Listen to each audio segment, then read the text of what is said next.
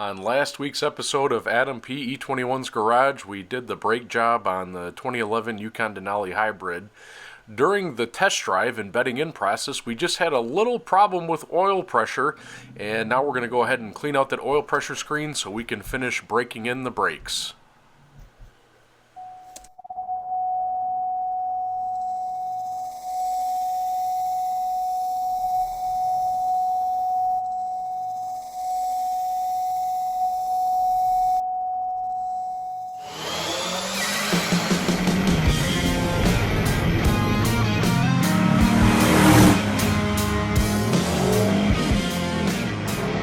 Got to go ahead and clean out that oil pressure sensor screen, change the oil, and she'll be back on the road.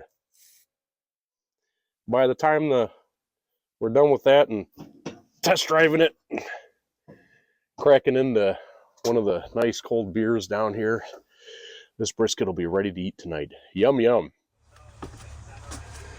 So we're going to go ahead and pull the oil pressure sensor on the back of the motor here. I have done this a few times on this truck already. This will probably be the fourth time I've done it. About every year, maybe every 2 oil changes. And I change my oil, I don't know, typically 6,000 miles or so. But every couple of oil changes, this thing will clog right up. My oil life's only at 20% right now, so the oil had to be changed anyways. But I'll show you at least what I do when I clean it out. Another thing worth mentioning is, people have debated, do you just leave out the screen underneath the oil pressure sensor there? And I have heard from people that that screen is also there to protect the lifters and all the small holes, the vari valve timing, also displacement on demand, actuators and so forth in the valve train, that if you take that out and those little carbon pieces get mixed up into there, it'll cause damage with those. I've always cleaned out the screen, put it back in, or put a new screen in there. Leave a comment down below. Have you pulled the screen out and just left it out for the life of your truck after that? Or do you always keep the screen below the oil pressure sensor? It's obvious there's a failure point on it. It's happened multiple times on this truck. It's very, very common to see it happen. Different stories you see on the internet. But what is your experience in actually removing that filter and leaving it out? First and foremost, you have to remove the engine cover off the top of here. It's pretty easy. Just pull the front up and then pull it off the hooks in the back. And then I have already removed, there's a bracket that goes back here. When I initially removed that, probably 3 or 4 years ago, that was the most difficult part about getting everything to come off here. But some people recommend removing the fuel line. There's also a PCV hose that's in the back of here too, this guy here. To get that bracket off of there initially, I did remove that, but I did not remove the fuel line because you need a special tool to separate that there. But it is possible. I was able to do it on this truck, and since I knew I was going to have to get back into it again, I never put that bracket back on the back of there. And basically it allows easy access for the special socket to get back in there and pull that sensor off to give you access to that screen underneath. So it's tough to see from the front of the engine, but right where my middle finger is there is touching on the connector that's up on top that plugs into the oil pressure sensor. You can kind of feel there's a cylindrical shaped sensor back here. And that's it right there. So you want to disconnect this connector up on top of here. There we go. That's unplugged. And then there's a special socket that goes down over the pressure sensor here. It's kind of got rounded off edges on it. It happened to be the same socket that I use on the LS6 Corvette motor in my Sonoma. So I've had one of these sockets around, but you'll want to invest in one of these guys in case you ever have to go into your oil pressure sensor here. So it's a special, like I said, it's got rounded off corners on it. You could probably make some other socket work on there, but this is one thing you do not want to break off in the engine block, because you're basically have to pull the motor if you get to that point, or the intake manifold, etc. So we're going to go ahead and get that oil pressure sensor out of there, and then we're going to pull the screen out.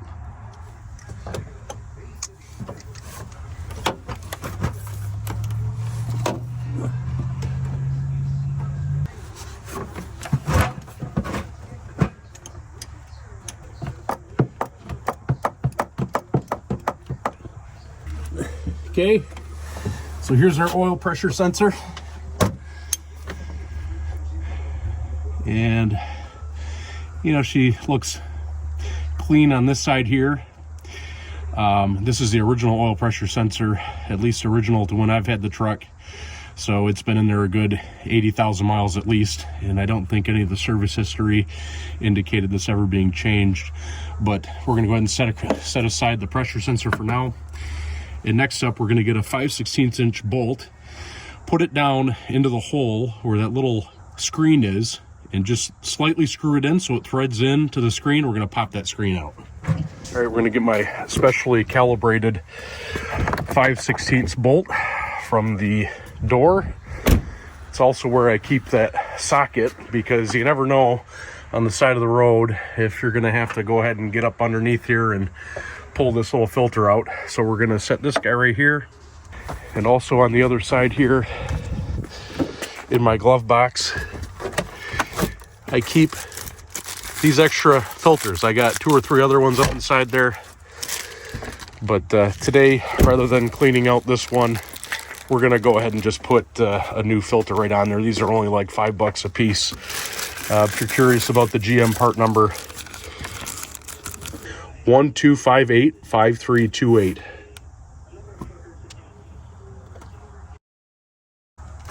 Just get to the back here, find our hole where the oil pressure sensor mounts into the block, and just very, very lightly thread this 5/16 bolt in here. Pull up, and let's see if we got it.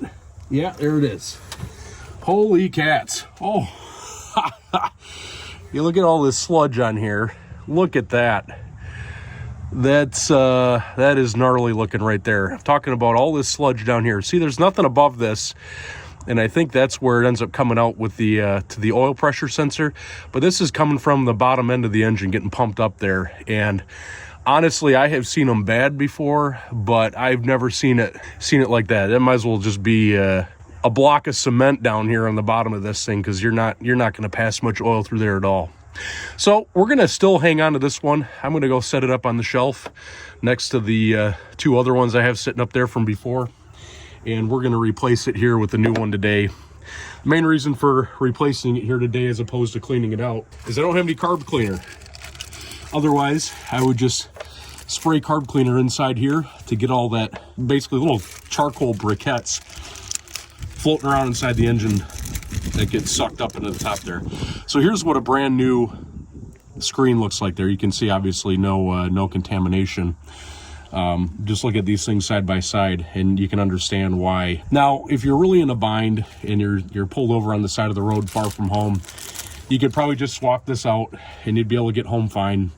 But typically what I like to do is run some seafoam through during an engine oil change, and then replace or clean this little screen basically once a year. So this one, I just did not run any seafoam through it, unfortunately, because I got the truck home. I didn't want to start it again and risk having the oil pressure drop while I'm inside the house and just letting it cycle on seafoam. So we're gonna go ahead and change the oil anyways, put in this new screen, and we'll be back on the road. Now, to get the little screen back in there, we're going to do the same thing we did to get it out, just soft enough here that it'll stay on there, because you want to be able to set it in there as you move it back, because it's kind of hard to feel around. Having that little extra length with that bolt there is going to help us guide it into the oil pressure hole in the back. Okay, it's down in there. Another thing you want to do is you can get your pinky finger to press down in the hole a little bit, just to make sure that it's seated at the bottom. You want to make sure that it's sitting down in there. Otherwise, you could end up sort of crushing the filter and it'll clog up again on you pretty quickly. So you want to make sure that the filter is seated down in there before you put in the oil pressure sensor. So there is our oil pressure sensor hole, and just barely you can see the black screen body down in there, and we're going to go ahead and thread our oil pressure sensor back on there now.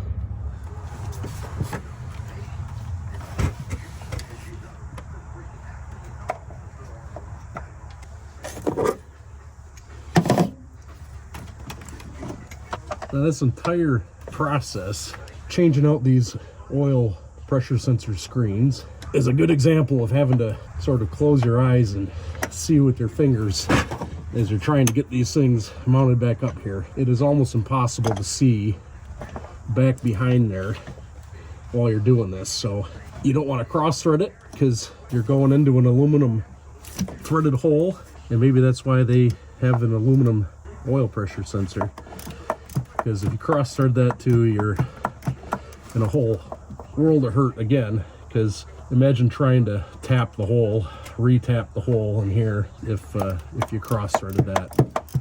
Okay, just about there. Now you don't want to over torque this too much. It's got one of those crush washers on there, and let's go ahead and get everything removed here.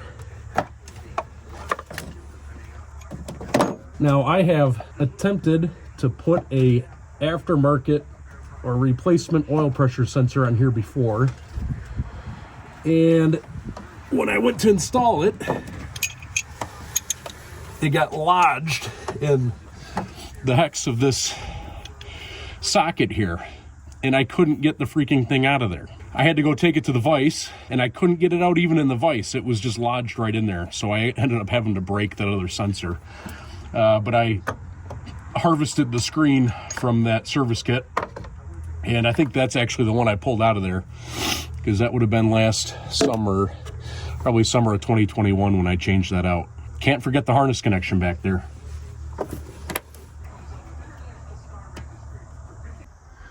Time to add our screen we just pulled out to our little screen junkyard up here. That's the one I pulled out the last time. As you can see, she was a little crushed in there. I think that was the original one that I had pulled out back when I did this the first time. Okay, we got our connector mounted back up there. You can see the sensor is mounted back down into the engine block where it should be. And we're gonna go ahead and finish up this oil change, start the truck up, and hopefully we don't clog the sensor up right away as soon as we get that back together.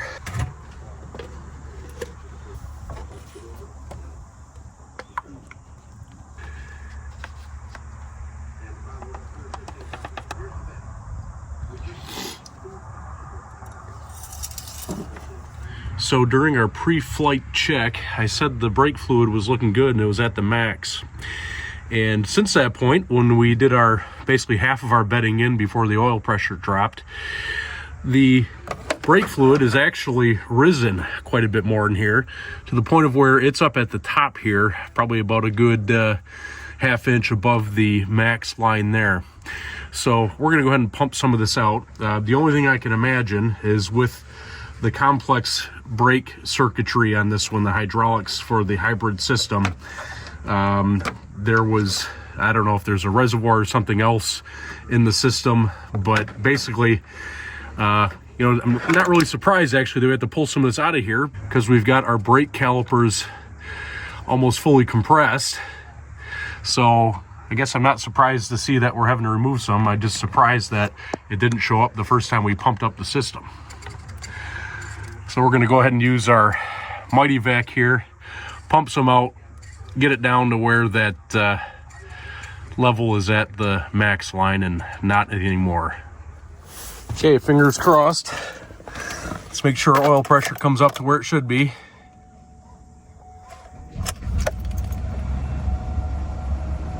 Pump it up there. Look at that. Beautiful. So typically after an oil change, even with the 5W30 there, she'll be up at 60 PSI. But eventually, you know, when it warms up and that oil gets worked in a little bit, we end up usually running between about 35 and 40 PSI, especially on this motor here that's got 145,000 miles plus on it. All right, we can get back on the road and finish our brake bedding in procedure. Just out of curiosity, now that we got the oil pressure situation figured out, I'm gonna go ahead and read the codes and see what pops up on there. So you see we've got a P0011 camshaft position sensor performance and a P0521, which is engine oil pressure sensor issue. Okay, we're gonna go ahead and finish our 55, 60 mile an hour bedding in procedure, and we're gonna get her up to between 55 and 60 and jump on the brakes, get her down to 15 miles an hour, And we're going to do that 3 more times, and that will pretty well wrap everything up.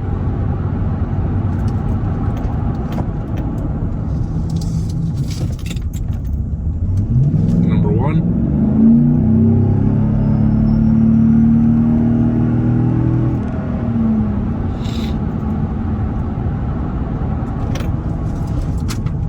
Number 2. Yeah, this stop's nice. It's awesome.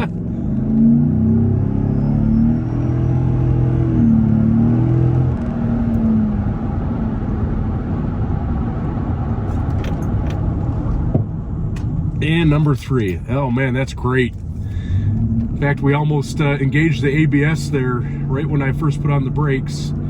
So these things are gripping real nice. You may have also noticed the revs kind of searching as I was getting on the gas.